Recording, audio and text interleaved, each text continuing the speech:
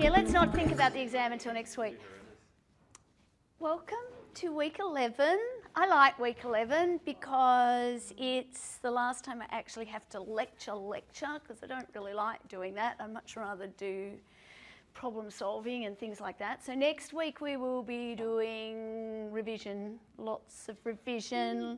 I will outline what the exam is. No, I won't tell you exactly what's in it, but I will tell you what to expect. Is that what you want? Yeah. You want to know what to expect in broad sense.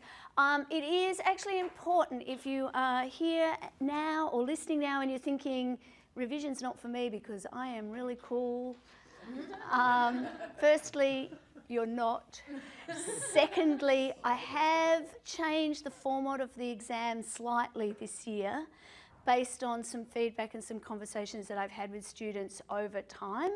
And so I think even if you don't think revision exercises are important for you, number one, you're wrong, but secondly, it's probably a good idea to make sure that you at least pay attention to the changes in the exam format if you're going and looking at old exam prep recordings of mine, because I know my recordings are really easy to find. So if you're trying to scoot ahead and go straight to revision, yes, you will probably get some of the same problems, but no, anything about what the exam format is, you should probably pay attention to. So the third in our sort of three-part series on what the contents of a contract are. We're going to talk today to topic 11, week 11, topic 11, excluding or limiting terms. And as I hope I have explained, these three topics that go together, 9, 10 and 11, express terms, implied terms, and now excluding and limiting terms, are really all about how to identify what the terms of a contract are and how to read a contract or to understand the terms of a contract, because as we know, writing isn't necessarily an element to have a binding contract. And we're going to focus particularly on excluding and limiting terms as much as anything because they provide really good examples of how to read a contract and how to understand what's within the four corners of a contract and what might be outside. So, our objective here is, having examined the nature and operation of what a contract is, to understand the nature and operation of excluding clauses. So the provisions inside contracts that limit the liability or the obligation of one or more parties. And we're going to use them as a way of understanding the construction or the reading of a contract. Exclusion clauses, well, we're going to go through the law and the principles because they're helpful for us to learn how to read a contract. It's really important to realise, to a large extent, most of the cases, or many of the cases that we will talk about these days, you would go straight to what does the law say, because there would be a provision in legislation that means that that exclusion clause would not apply. So in particular, the Australian consumer law, or you will see in some of the cases references to the Trade Practices Act, which is the previous version of that legislation. So when we think about exclusion clauses, it's a pretty simple formula in a sense. We've got to start thinking first about the terminology that we're using. So sometimes we might call something an exclusion clause or an exemption clause or an exception clause. The thing that's not on the slide that possibly should be, and we will talk about them as well, is an entire agreement clause. So it doesn't actually matter what the clause is called. What matters is what it does. We also need to think then about what it does, what the purpose is. So the purpose of an exclusion clause is usually to reduce a party's liability. It might be to exclude certain liabilities altogether, but often really it's part of what a contract is for, in my view as a commercial person. The contract is for allocating risks between the parties. That as you set up who is responsible for what, you're basically allocating the risks in relation to your subject matter between parties most of the time. So by having a clause that says one party will take on that risk and balancing it with another obligation or a right that says the other party won't have risk, that's an exclusion setup. Or it might be that one party takes all of the risks up to a point. So an example might be, if I sell you my business, I might agree that if any of the warranties that I've given you are untrue, then I will pay damages up to a maximum of an amount of money. So, and often that amount of money will be matched by the price of the contract will be paid in 2 instalments. So one instalment will be paid at the first date, the other instalment will be paid later, and that's equal to the maximum amount of things that can go wrong. Something like that. So you're allocating risks between the parties as to how things are going to get paid for. And then we also need to think about what the justification, which I think I've already started talking about, is for having an exclusion provision in the first place.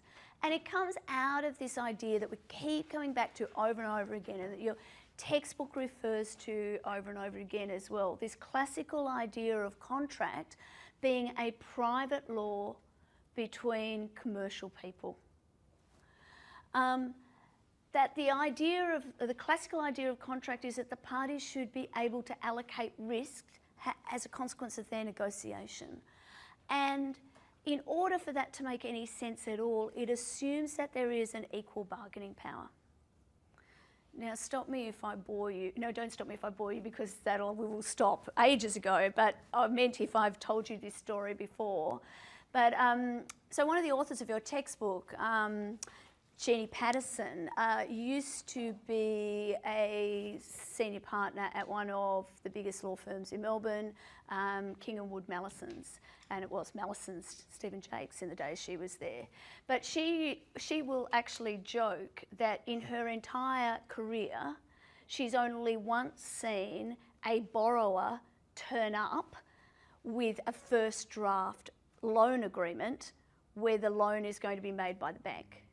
So the banks, Westpac, NAB, whoever, they have a loan agreement, even in massive commercial loans. And they will start with their terms, and the other party might have some negotiating room back for it. So Rio Tinto can turn up and say, we want to borrow money on these terms, and go to the different banks because they have a massive amount of bargaining power.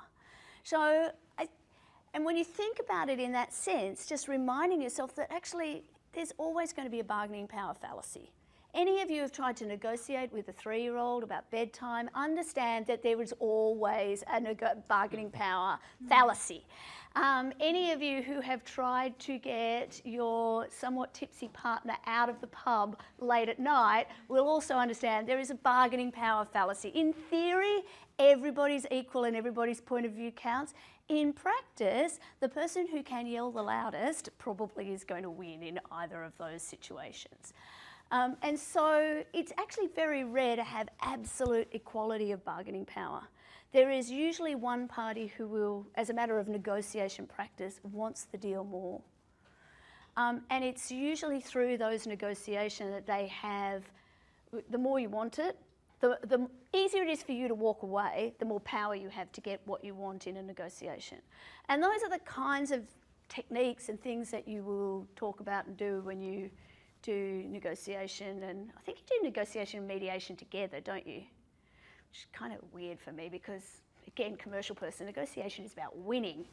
Mediation is about nobody losing. Don't really get it. The point here is to treat all people in contract negotiations like 3-year-olds. It can be. Sorry, the point, just for the recording, the point could be to treat everybody like a 3-year-old. Actually, speaking and explaining things as if I'm a 3-year-old, the classic line from Philadelphia, you remember that movie, Tom Hanks dies of AIDS, his movie. No, that's Forrest Gump. They're very different movies. Very different movies.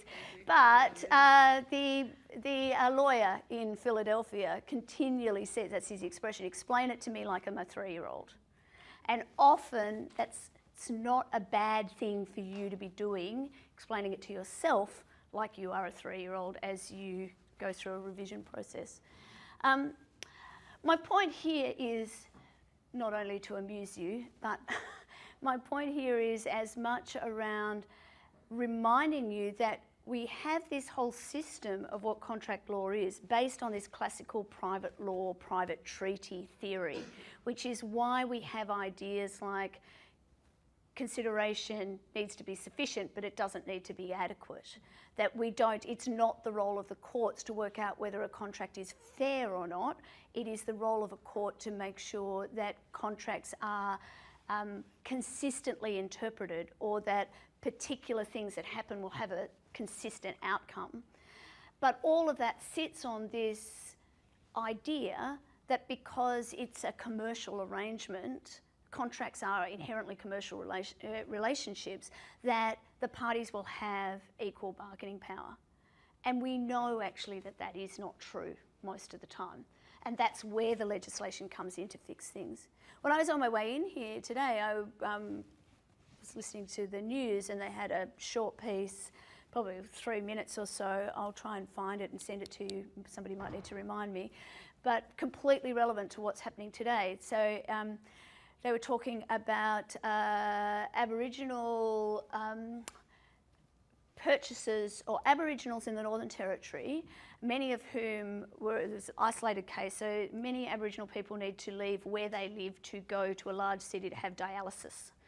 And so they will be lonely and quite stationary while this is happening. So there's a group of financial planners who have identified 73 cases of bill shock with telephone use, where people have been sold telephones, and over those 73 cases, 73 is my memory of the number, but it was over $370,000 in unpaid telephone bills because they had gone over their data, or they hadn't understood that they would still be charged during the month if they'd gone over their data allowance. And if you are calling from, say, Darwin to the Tiwi Islands, that's an international call.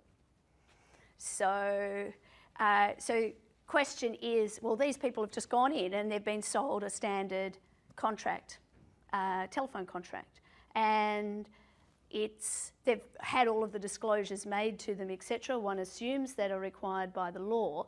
Under private contract theory, we would say this doesn't matter. You know, they signed a contract. They should have known that it was something that they would be bound to. They didn't read it. That's their problem. Whether they can or they can't read doesn't seem to matter. And consideration doesn't need, well, consideration is sufficient, doesn't need to be adequate. It's not for the court to determine what's a fair price or a good contract.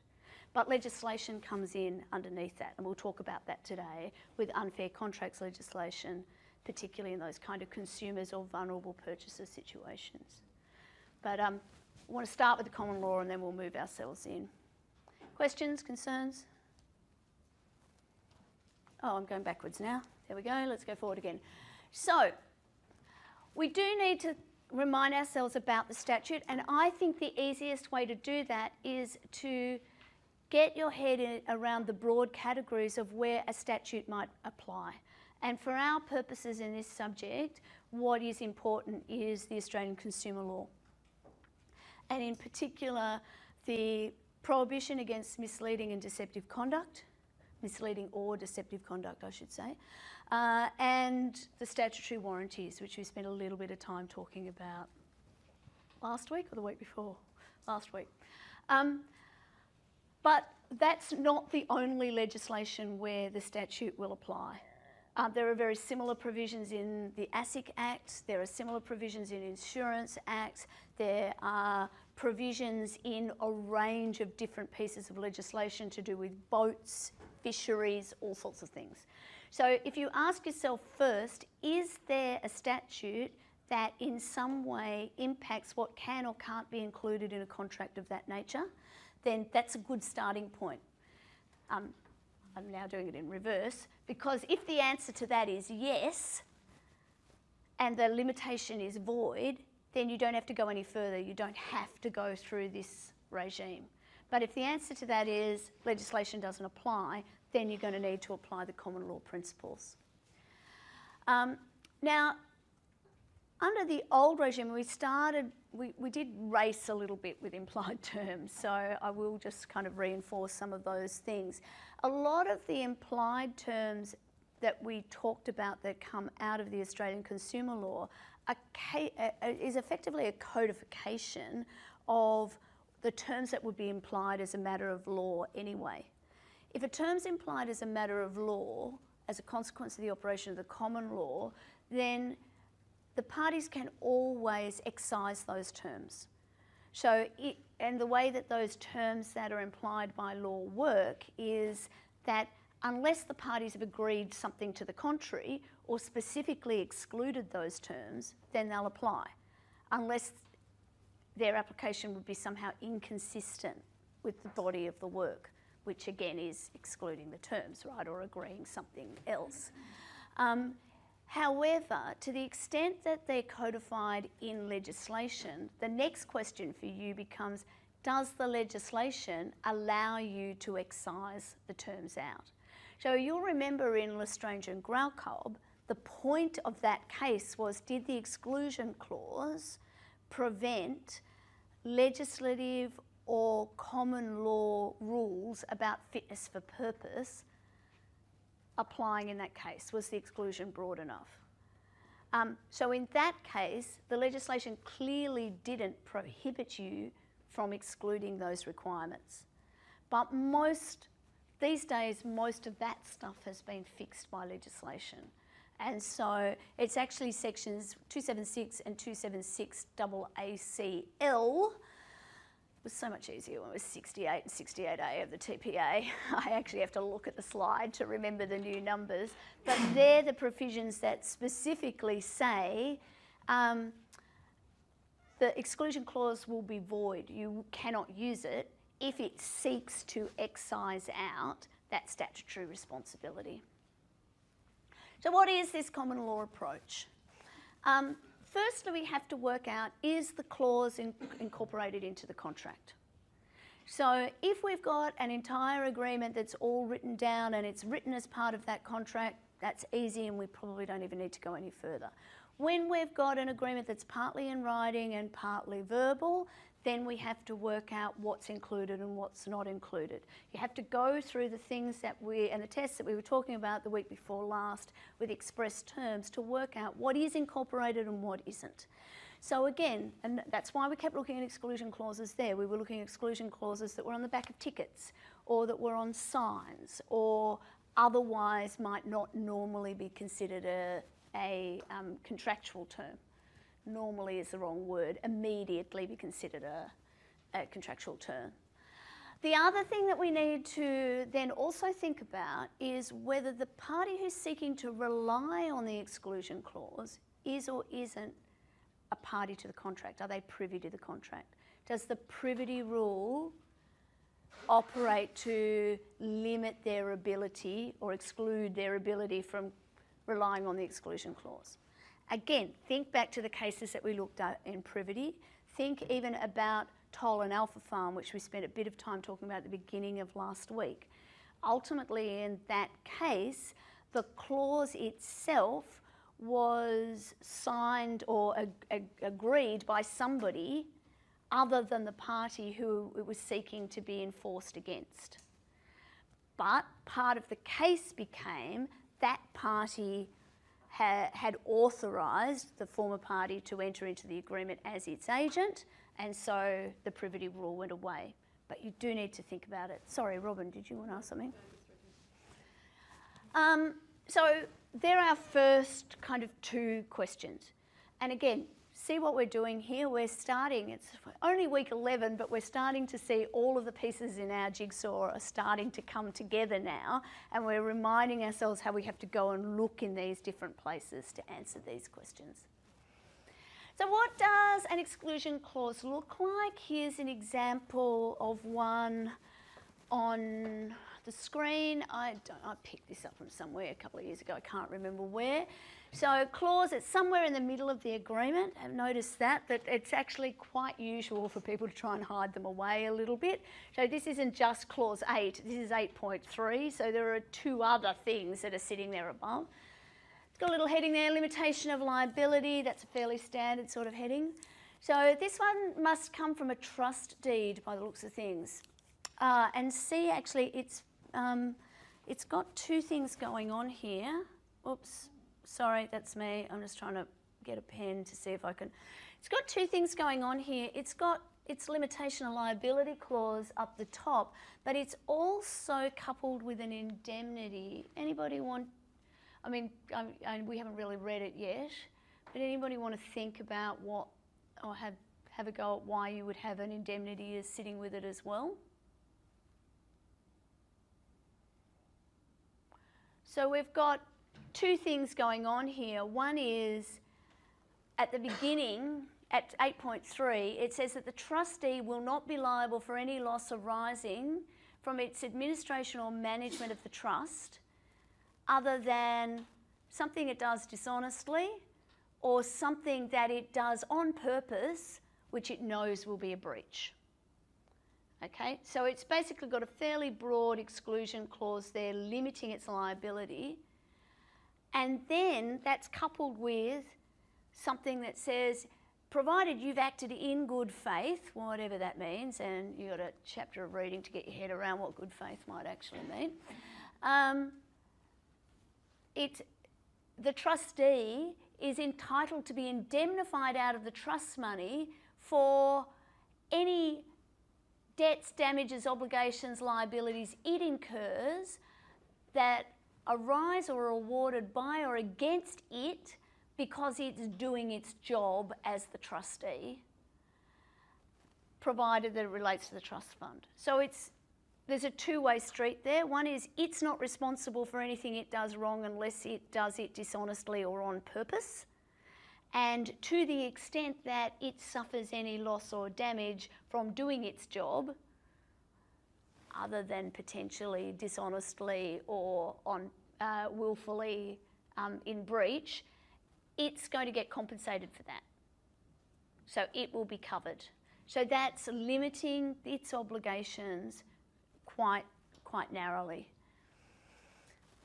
This is one here on this next page that I think you'll probably be a little bit more familiar with. The shouty caps suggests that it's from an American document.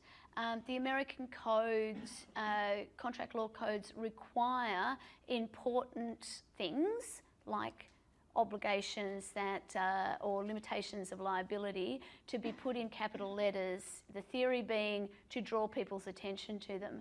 I think there's a lot of science that demonstrates that it's actually harder to read something that's in all caps, and it actually, to a certain extent, excludes the importance of the term, and perhaps a different colour or red or requiring the term to be noted right up front might be more valuable.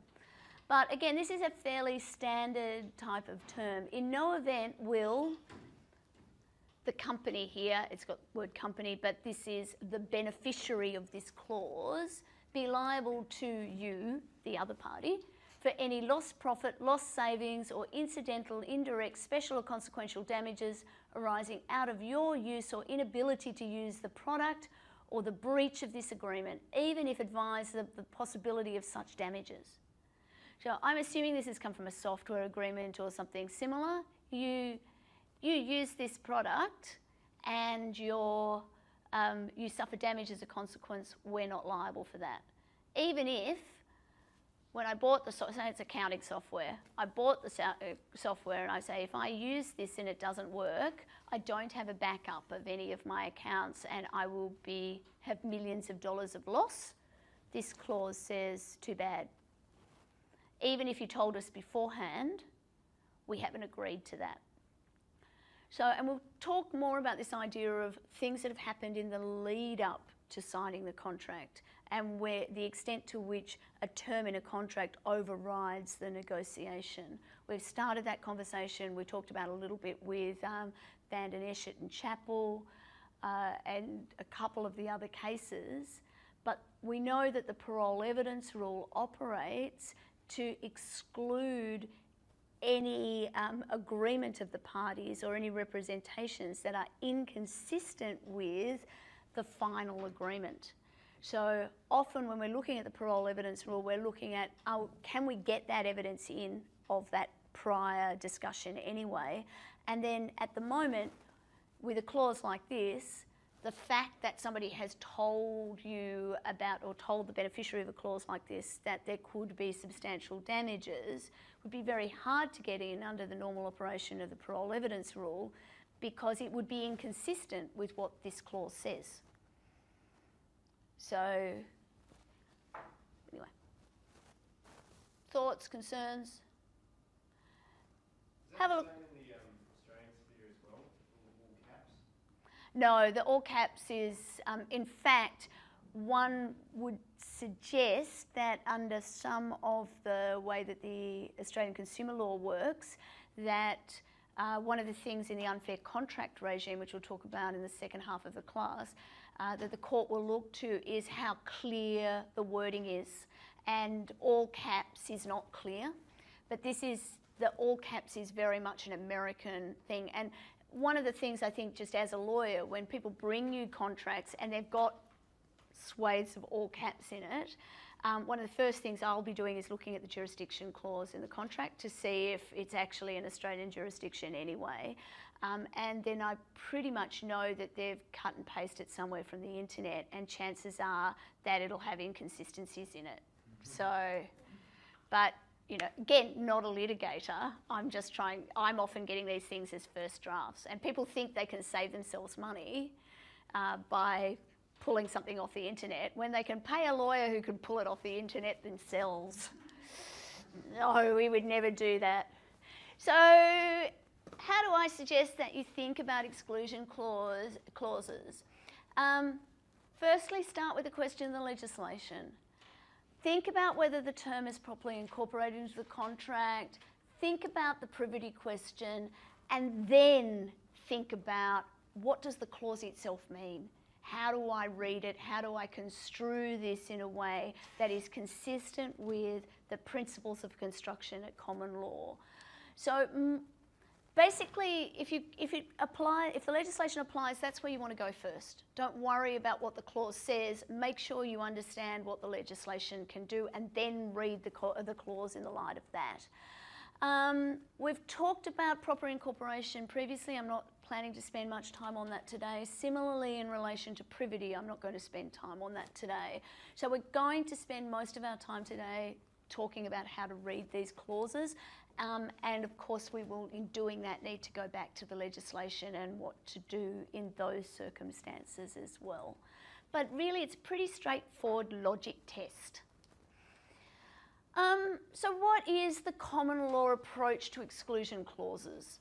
Where legislation has nothing to say about a clause, the issue becomes whether the clause itself limits liability in this particular factual situation. The High Court has said that when an exclusion clause is unambiguous, your job is to construe the clause according to its natural and ordinary meaning. However, if the clause is ambiguous and you can't find a sensible interpretation otherwise, then we will apply the principle of Contra Proferentem as a last resort. So the English courts are much quicker to apply the Contra Proferentem rule. And really, since Cadelpha, the Australian courts, it's quite funny, the High Court keeps saying there is no reason to explore the question of how to construe an exclusion clause in any more detail. Cadelpha has the answer for you, and yet it keeps coming up over and over again. And to the point where Justice McHugh, I think, has said there is no such thing as an entirely unambiguous word in the English language. every word is ambiguous until you put it in a sentence with other words. And so when it's in a sentence, maybe it'll be unambiguous, but actually maybe you will need more context as well. So what is this Contra Proferentem rule? I put this is how I know the slides aren't up today, these ones, because I put this picture on it today to remind me of the facts of this case. Wallace, Son and Wells and Pratt and Haynes, which is a 1911 UK case, which involved a clause that talked about the common English variety of a particular seed. And so the question became, if you put those two words into a dictionary, common English, I can't remember the I've written it down, no I haven't, what the seed was. What happened in this particular case is that the seeds that were delivered were of a larger variety and they weren't as robust or as high in quality. The clause, the agreement itself for the supply of the seeds had a really broad exclusion clause. So the question then became, how do you read this exclusion clause? Was the provider of the seeds only basically exempt for liability for breach of any term of the contract at all? Or should we read that narrowly so that they wouldn't be in breach if they failed to meet a warranty, but this exclusion clause shouldn't apply to conditions or essential terms? And ultimately the clause was construed strictly, so contra proferentem, contra against, proferentum, so is turning a noun, or turning the noun proferens. So the proferens is the person who has proffered the terms. So the person who has the benefit of the clause, it's construed strictly against that person. So if there's a way of reading it broadly and a way of reading it narrowly, it's interpreted against the person who has proffered that clause. And so that provision came out in Wallace and Son. I think this case actually really helps us understand it better, and for a change we've got a nice, relatively recent, 1986 Australian case, so Darlington Futures and Delco. So Darlington Futures, basically, it was a futures trader. So what they did is they offset or helped hedge people's losses by trading in futures on stock exchange. And so Delco was trading overseas. It basically needed to hedge some of its overseas bets and decided to look after that by getting an expert to help them. So they basically went to Darlington and said, can you hedge some risk for us on the futures market? Darlington said absolutely and provided a contract. The contract said, amongst other things, had these two important clauses in it. Clause 6 said, Darlington has no liability, quote, for any loss from trading on the client's behalf, end quote.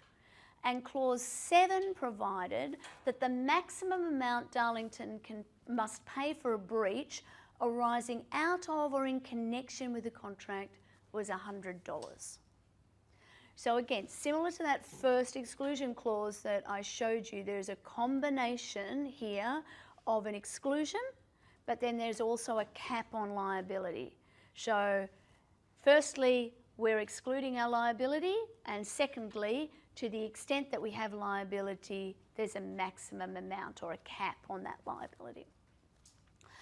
Anyway, it turned out that there was a whole heap of unauthorised trading on the account, and unsurprisingly, given it ended up in court, that trading was at a loss.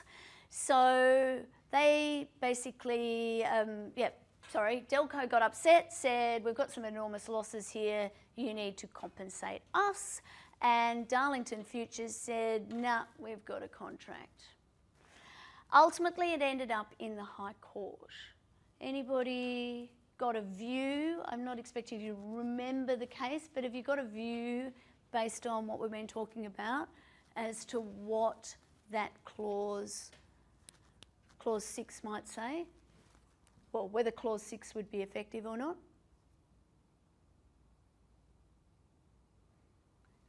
That was a very shy raising of your hand. It's a raising of the finger. Tell me. Yeah, like not reach your hand. Basically that they didn't have any, if there was a loss, they wouldn't actually cover the client if they were actually working on the client's behalf, so working for the client. Yeah, so basically that language is really important here. For any loss, trading on the client's behalf. But they weren't trading on the client's behalf. So the exclusion clause narrowly, a narrow interpretation would suggest, so, and that it wouldn't apply, that it wouldn't protect them. So what about clause 7 then? Does clause 7, would clause 7 apply to protect them? Sue's saying yes. She's with the case. So basically these are the two questions. Probably should have gone here first. Did clause 6 protect the broker? And then was the broker protected by clause 7? If it didn't. So court found in relation to 6 it didn't protect the broker. It only applied to activity undertaken on behalf of the client, so with the client's authority. There was no intention for the clause to exclude the trader from liability for unauthorised trades. If you were going to have that inclusion, you would need to be very explicit about it. However, in relation to 7, it did protect the broker. The clause expressed to cover any claim arising out of or in connection with the relationship established by the agreement. If you didn't have the relationship, you couldn't have had access to the money. This is the High Court's reasoning. I don't know if the Commissioner recently is just trying to make up for this loss, but don't know. But the clause, again, broad. And I think it's actually just worth looking at what's important here is this language is different in relation to these. So no liability for any loss or trading on the client's behalf or in connection with the contract. It's different language. So as a matter of contractual interpretation or even statutory interpretation, the principle works. The court will assume if you use the same words, you mean the same thing. If you use different words, you mean different things. So again, one of the things with writing contracts, being really consistent to use the same terms in the same way and not to end up with different terms unintentionally or to be really explicit about wanting them to be different. So these different terms impacted the way that the court thought about that. So an unauthorised transaction has a substantial connection with the relationship of broker and client established by the agreement, and so that clause applies. Again, one of the things when you're reading an agreement like this and you're looking at maximum damages clauses, that's often where we spend a lot of our time negotiating in commercial arrangements. So often there'll be a regime to provide a maximum amount of damage, but often a minimum amount of damage too. So if there are breaches of warranties, often there'll be caps and collars is the language we tend to use, where basically you can't bring an action against the other side until your total damage is at least $10,000. But then the maximum amount of damages that you will get is $1 million or whatever it is. And often that number is determined by reference to your purchase price or your overall investment in some way. But often there are things that are excluded out of that. So, for example, it's quite common to say if there's something that leads to a loss of life, for example, there is no limitation of the damages. But again, often this is just a commercial outcome. It's a commercial negotiation. And so those kind of provisions, which is a very harsh reading or very narrow reading in many ways, that's where we're looking at the contract to get that right at the beginning, hopefully. So yes, Darlington Futures liability limited to $100. Just a question on that. Yeah. So in regards to using the language, you've got to be obviously according to you say one word meaning the same thing. That's, you can basically manipulate the contract in that regard.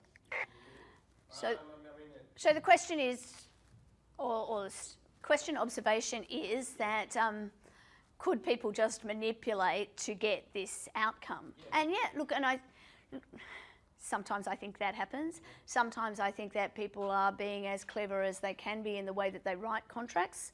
Often it happens by accident, particularly when people are cutting and pasting different clauses from different documents. And it's interesting, some of the new proofreading tools that are coming through the AI tools, a lot of what they're doing is looking for similar terms in documents and providing a report to actually ask people to turn their minds to whether they intended for something to be the same or different. Because, you know, that's often the job in commercial law firms of very junior lawyers, is going through looking for those consistencies and inconsistencies. And it can get really boring. And, you know, there's only so long that people can just sort of read that level of detail when you're looking for a needle in a haystack. So actually, I think this is a really great example of where the robots can help. More often than not, though, I think it actually happens inadvertently, and it's a dispute has arisen, and then the parties are clawing all over the contract to find that out. Yeah.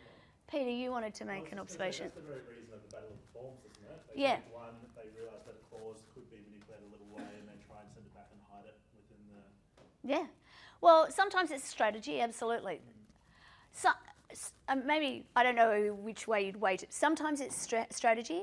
Sometimes it's just junior managers just not knowing. Like, I'll give you an example. I am going to teach for RMIT in Cambodia in a couple of months' time.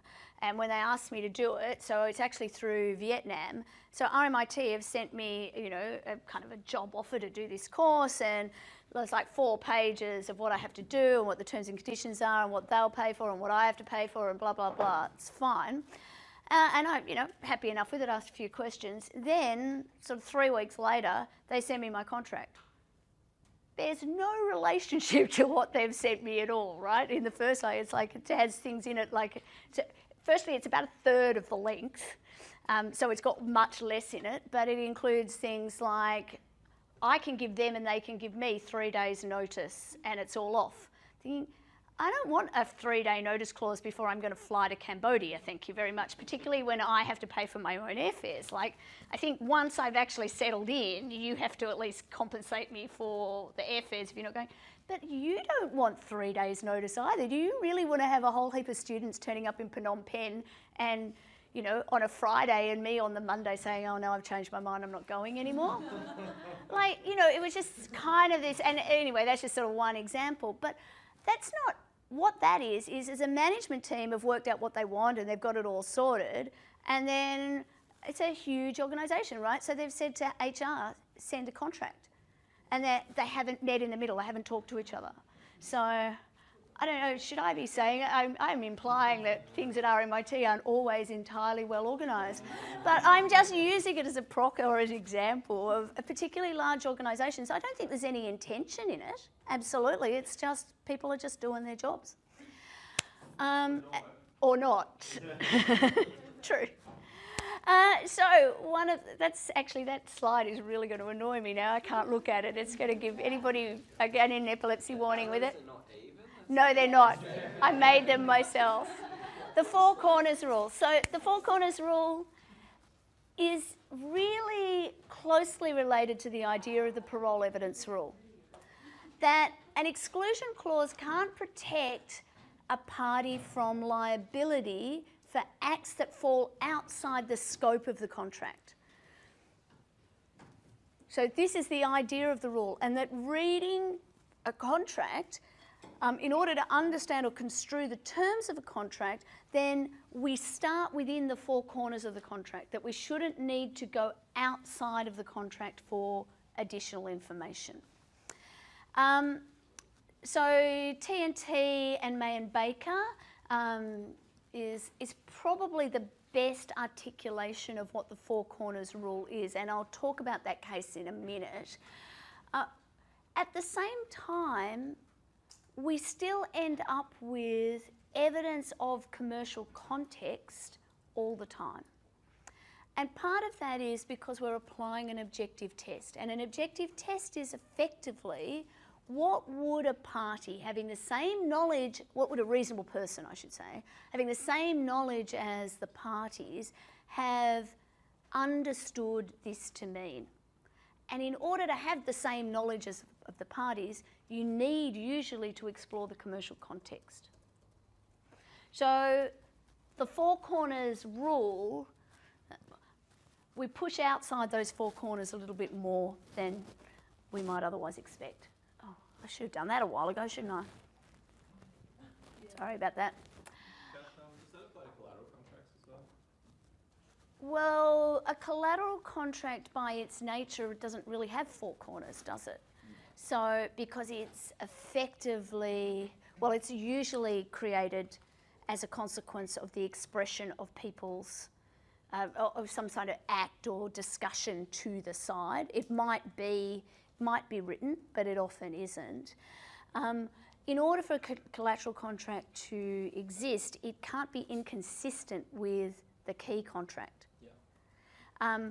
But you would need to have that, you do need to have the contextual information to actually understand that it exists, number one, and secondly, whether or not it's consistent or inconsistent. Yep. So that's a long way of saying yes, but it has the same carve-outs as well. Okay. Does that make sense? So would any actions that occurred, for example, under the collateral contract, would they be covered by the Four Corners rule if there was a dispute related to the key contract? I think we'd need I need a factual example to really make sense of that. But yeah, I think activities in relation to a collateral contract. So as a general rule under Australian law, you can look at what the parties did after a contract was made in relation to the breach, whether a contract has been breached or not, but you can't take evidence of how the parties behaved before a contract is made into account in order to work out what the contract is or what it meant.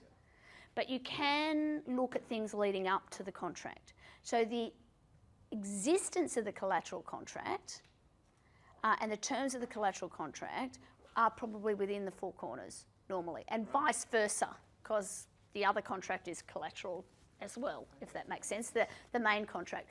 What happens afterwards might be relevant to an estoppel or otherwise, yep, potentially, but it's not really relevant to understanding the contract itself.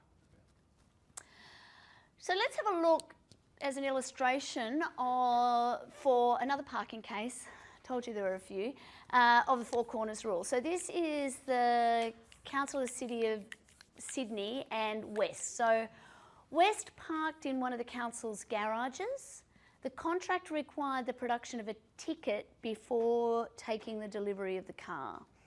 A thief came in, said he had lost his ticket, so the attendant issued the thief with another ticket, different registration, but issued nonetheless. The thief then took that ticket, broke into a car and drove it out. So Mr. West's car.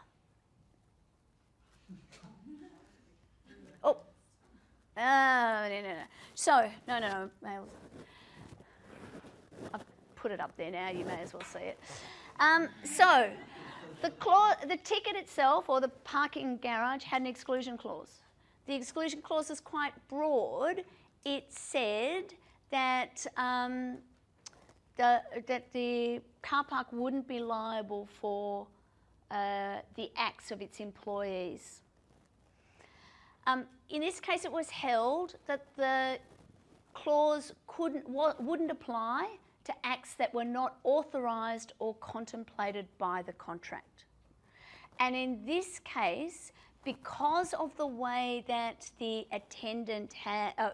way that the ticket regime worked, so it basically said you you can't leave without a ticket, the court was heavily influenced by the fact that the attendant just didn't comply with the rules of the contract itself. So, and here the majority was influenced by the fact that the attendant had allowed Mr. Robinson, who was the thief who was claiming to have lost the ticket, to take the car, even though the terms themselves said that they couldn't do that. So it was a straight out breach of the contract. The clause had no application to negligence by the council's employees in the performance of acts either authorised or permitted, nor permitted. However, if there's no ambiguity at all, then the common law will uphold the exclusion clauses. An unambiguous exclusion clause can though cover a deliberate breach of a contract, but it needs to be absolutely unambiguous. So in West, the clause was a broad clause that included acts of negligence by the employees, but for it to actually apply, it would need to be absolutely explicit that it included criminal or acts contrary to the contract by the employees themselves. So we'll come back to photo production a little bit later, but again, that ambiguity is really important. Working out, is it unambiguous? What exactly does the exclusion clause cover? What happens when a party deviates from the terms of the contract and there is an exclusion or a protection clause? So again, this is the TNT case, which has a really good explanation of how the Four Corners rule works in it. So what happened in this, I'm going to call it TNT because Thomas National Transport, just it's too much for me today. Basically, TNT took stuff from Sydney to Melbourne and Melbourne to Sydney. In this particular case, what they would do is they would drive overnight, they would put the goods into a TNT warehouse, and in the morning they would then distribute the goods in whichever city it was. So they would sort of swap over the next day. This particular case, some goods came from Sydney to Melbourne, but instead of going to the warehouse, the driver just parked the truck outside his house somewhere in the suburbs of Melbourne, left it there overnight so he could do the drop-offs in the morning.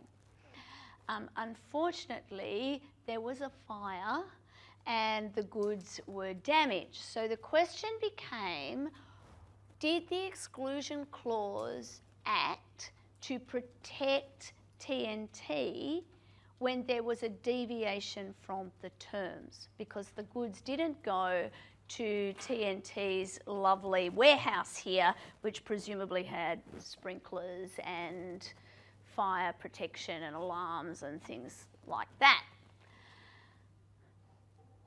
The courts took the view, oh sorry, I thought I was going here. I'll just go back to a slide. The courts found no, it didn't.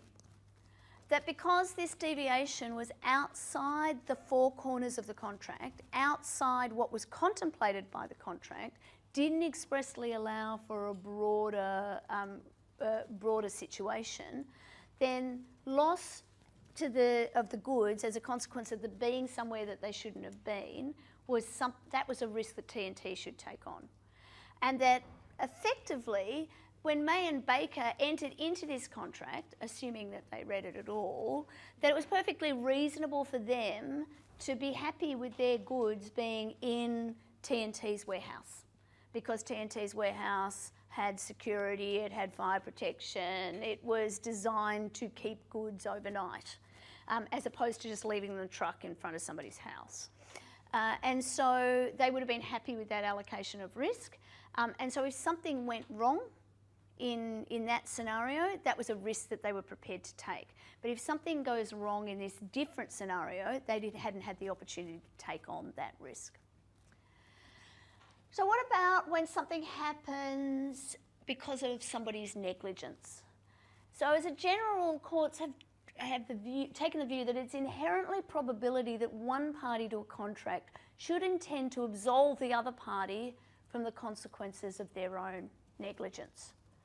that that's contrary to the idea of the kind of duties that you have that negligence arises from. It's not impossible though. If there is a clear intention, then negligence might be included. And again, this comes from our classical contract view, this classical idea that the parties are allocating risks between them. The way that it's done most effectively is by specifically referring to negligence as an excluded head of liability. So we will not be liable even if the loss or damage is as a consequence of our negligence or the negligence of our employees or agents. However, if there's no prospect of liability without negligence, perhaps some general rules will be sufficient. So, and Davis and Pearce parking station is our example of that. So here, Mr. Pearce went to park his car in a parking station. He got a ticket, parking check it was called. It said the parking check needs to be exchanged at the office before the motor vehicle can be obtained, and the car is garaged at the owner's risk, and the parking station will not be responsible for loss or damage of any description. So very broad disclaimer. A bad guy comes, steals the keys, drives the car away. Very similar facts to West Stand, City of Sydney. So the question before the courts was, can this quite general wording, so in this case there was no suggestion that the parking garage attendant had contravened the terms of the contract, right? He's just basically, the keys have been stolen and he's driven the car out. So, but he may well have been negligent. So the question became, is this clause broad enough? Here it was held that it should be, that even those general words, it should be. Or it was, in fact. The clause was sufficiently worded to protect Pearce from liability for negligence, and Pearce was not, as a consequence, liable for the theft of the car. So again, this went to the High Court, Dixon, McTiernan, Webb, Fulliger and Kitto. And I think this really helps us understand what seems to be contrary to what you would expect. And it's looking at the bargaining power. It's saying, actually, you're paying a very small amount of money to house something that actually could have only a small value or a very, very large value. The parking attendants and the parking garage owners can't know what the value is of what you bring into their parking station. And so and basically it's open to both sides to allocate risk. So if all of the risk was going to go onto the parking station, the cost of their insurance would be enormous and the cost of parking would go up prohibitively. Where the car owner is the person who's in a best position to know whether or not they can insure themselves and what's the right amount of insurance for their vehicle. And so it makes sense for the risk to be put back onto the owner of the car here. So the defendant was making a very small charge for taking the custody of goods which are or may be of great value. He's likely to intend, and the plaintiff would reasonably expect him to intend, to protect himself against, amongst other things, a possibly very heavy liability arising from the negligence of a servant. Either party can insure, and such a clause may be reasonably taken by the plaintiff to mean that, if he wishes to be protected against loss or damage at all, go and get some insurance. So again, here the court is looking well outside the four corners of the contract, aren't they? They're looking at what actually makes sense commercially.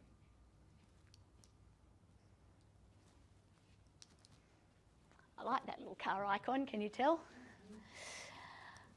Okay, so what if the employee does something deliberately, like actually deliberately breaches the contract?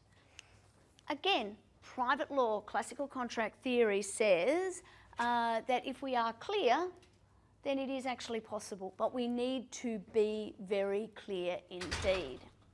So let's have a look at Securicor. This is an English case.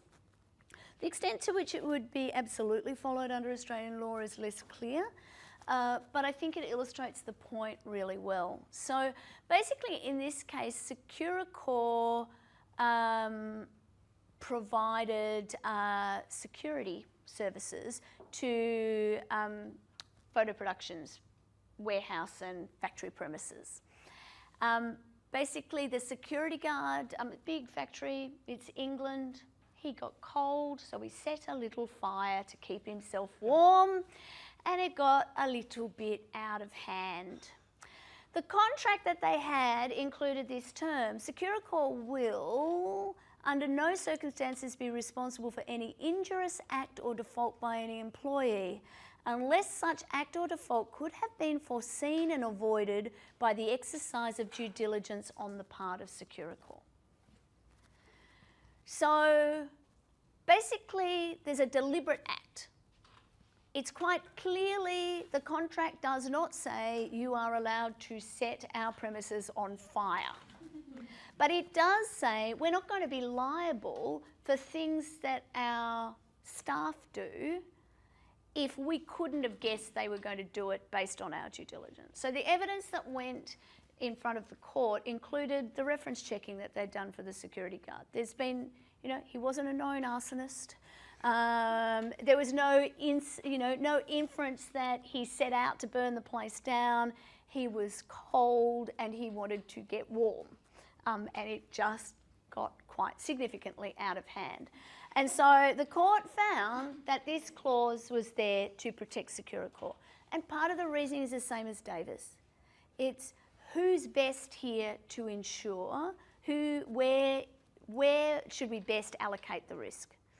And in fact, if we're not going to allow Securicor this protection, they couldn't have single security guards. They would need to have double security guards everywhere to make sure that no fires were being lit, or I don't know.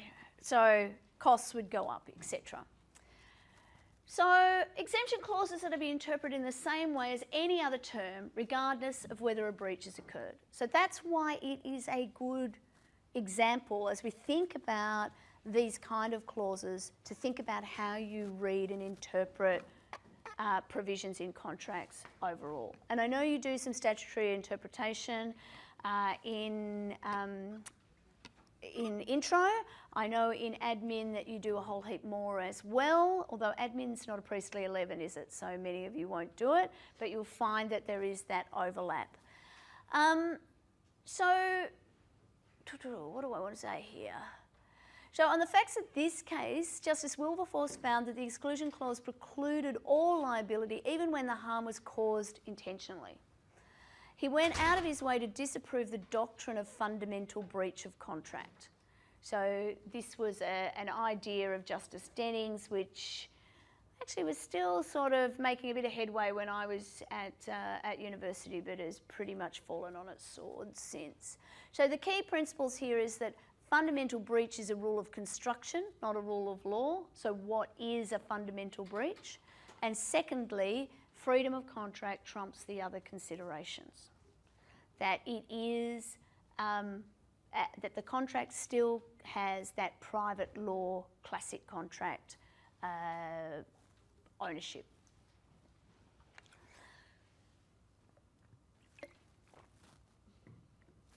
Okay, where are we at? Okay. All right, before we go into this next section, I just want to remind you about statements that are made before a contract is entered into. We were talking about this only 2 weeks ago, believe it or not, and we've got to be able to remind ourselves or think about whether a term is an express term or whether it's a mere representation. If it is an express term, is it a condition, or is it merely a warranty, or is it some intermediate or innominate term as well? And the consequences on a breach are different depending on how the term itself is classified. So we won't go back through the cases, but you will remember that we had cases like J.J. Savage, Dick Bentley, Oscar Chest, Vanden Eschet and others, which were all looking at what happened immediately before the contract was entered into in order to identify whether or not a promise or a representation that was made is incorporated into the contract, or whether it was merely just part of the representation, whether that's as a puff or as a negotiation point that was lost along the way, as in Glengallen. If a term isn't contractual,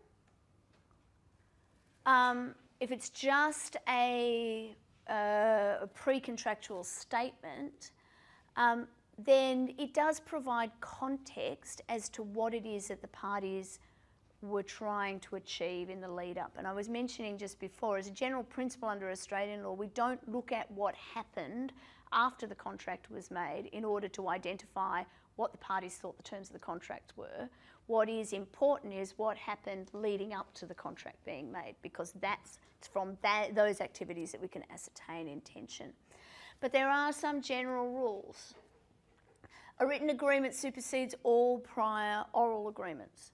So if an agreement appears on its face to be the entire, if an agreement as in noun, a document, appears on its face to have all of the terms that the parties agreed to be the entire record of their contract, then to the extent that it's inconsistent with things that were said in the lead up to the contract, the courts will assume that those negotiating points were lost, that they weren't agreed. And Glengallen is a really good example.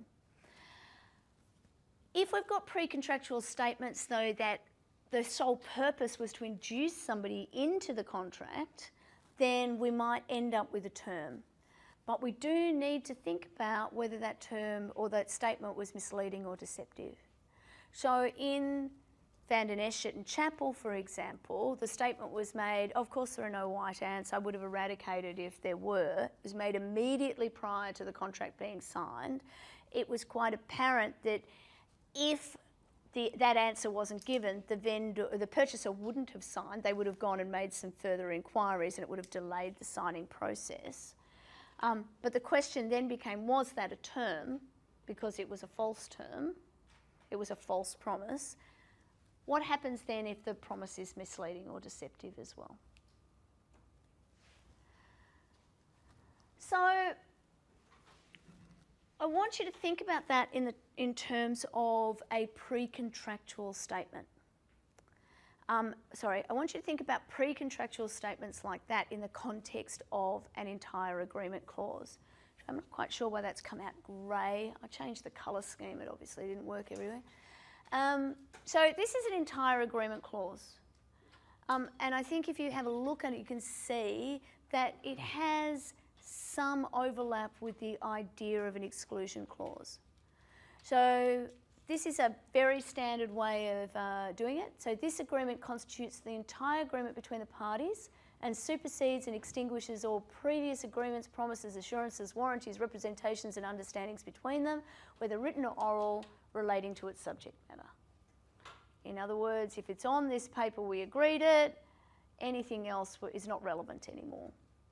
Each party acknowledges that in entering to this I'm tongue-tied today. In entering into this agreement, it does not rely on and shall have no remedies in respect of any statement, representation, assurance or warranty, whether made innocently or negligently, that is not set out in this agreement. So each party is saying, we're at this point, I'm about to sign the agreement, I am satisfied that everything that I heard and relied on in the lead up to this point in time is either abandoned or is represented in this document in some way that I'm happy with. So you're actually making a promise that the agreement itself or the document contains all of the terms. Each party agrees it will have no claim for innocent or negligent misrepresentation or negligent misstatement based on any statement of this agreement.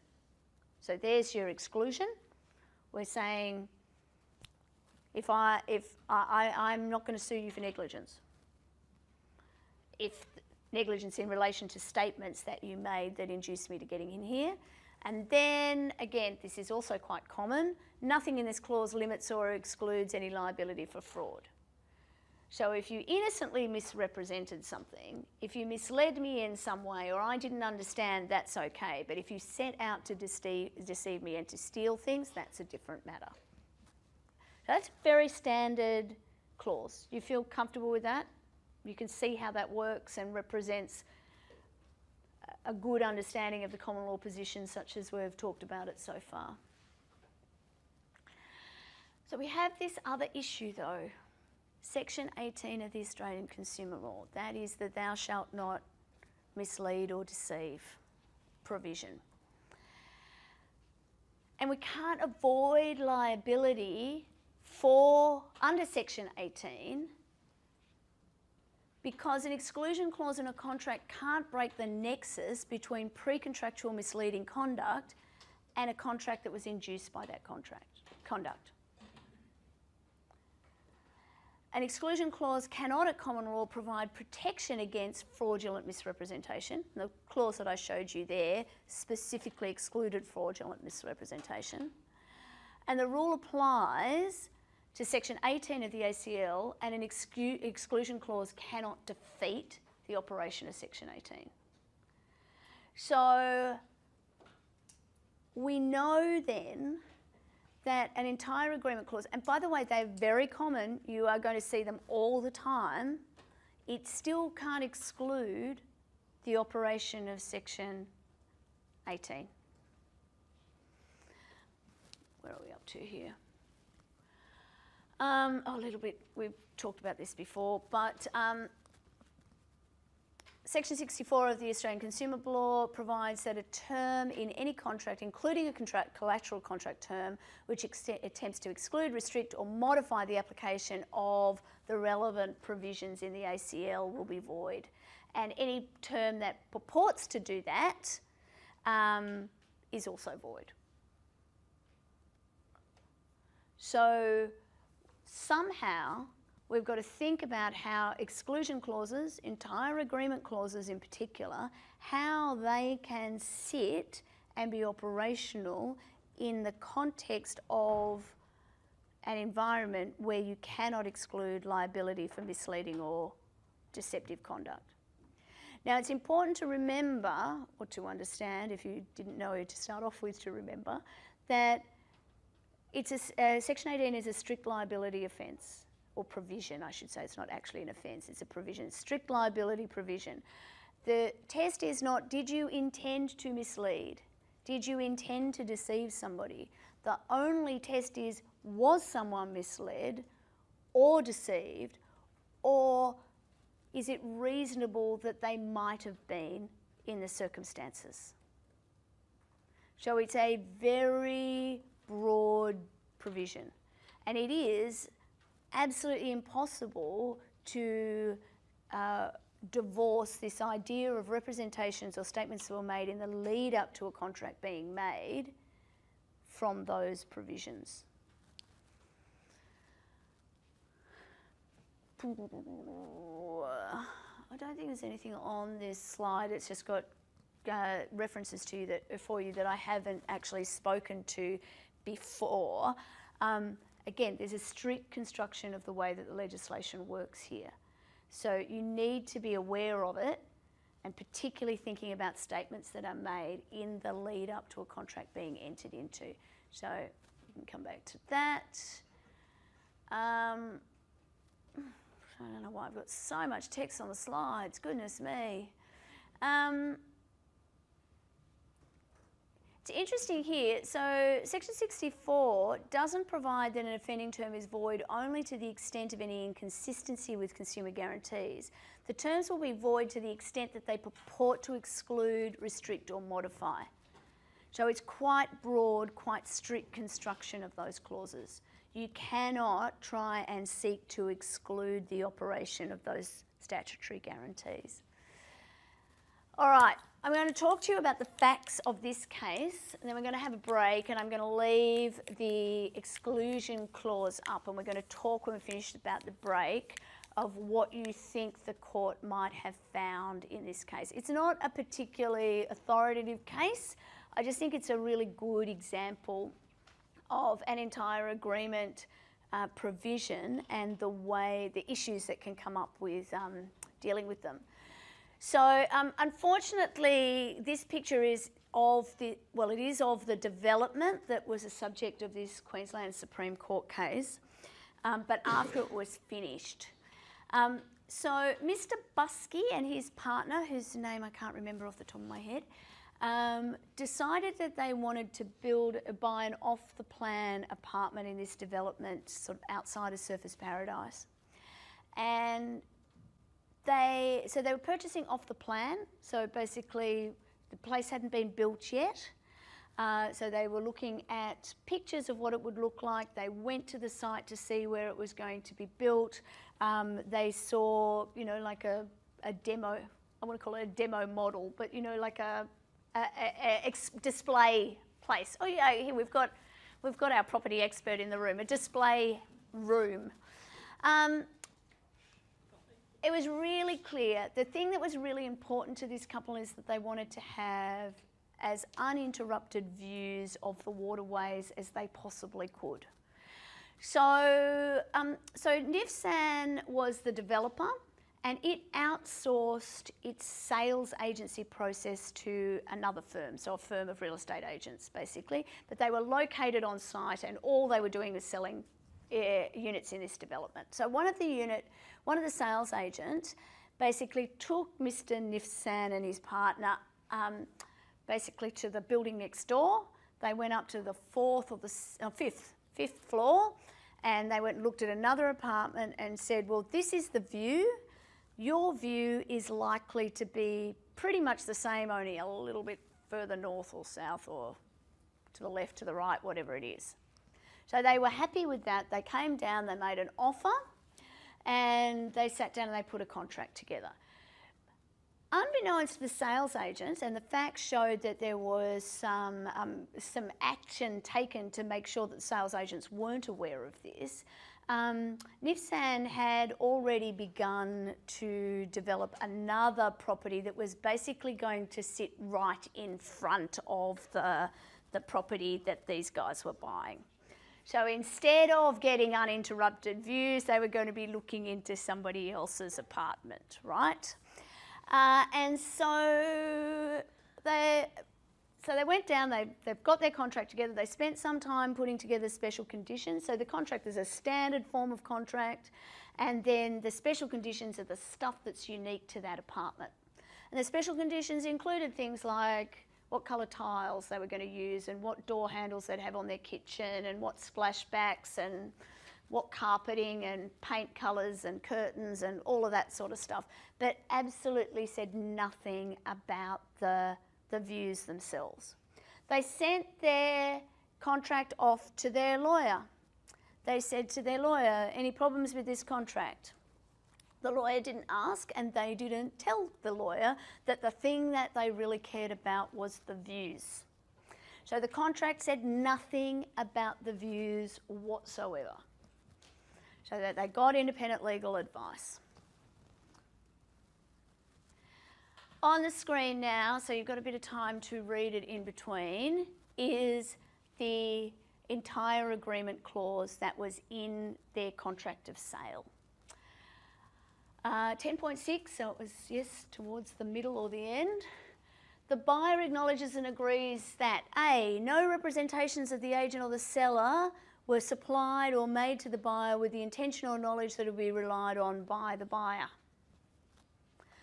B, no representations have in fact been relied on by the buyer unless they are specifically contained in this contract and disclosure statement.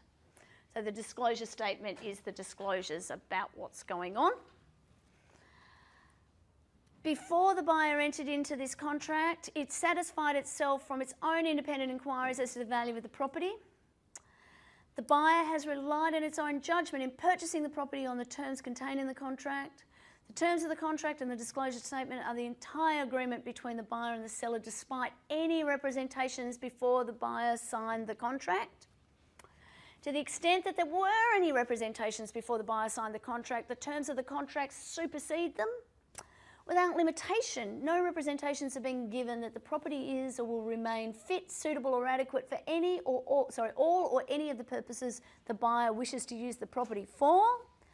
And to the maximum extent permitted by law, all representations or provisions implied by law relating to fitness, suitability or adequacy of the property do not apply to this contract or the property. We are going to take a 15-minute break now. You at home, you should just leave that on your screen. There'll be a new recording and we'll talk about what happened. But when we come back, I want to talk about whether you think that this protected the developer or whether the buskies came out on top, and if so, why? And we will move from there.